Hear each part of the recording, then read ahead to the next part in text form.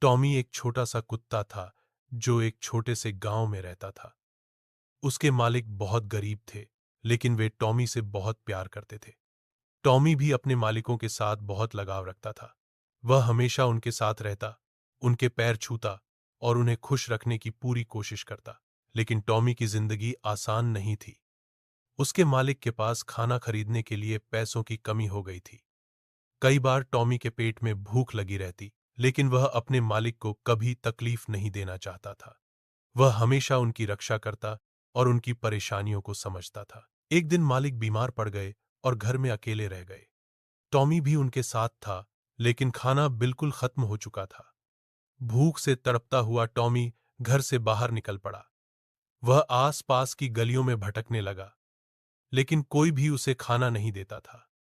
लोग उसे देखते तो थे, लेकिन मदद करने वाला कोई नहीं था। टॉमी बहुत अकेला महसूस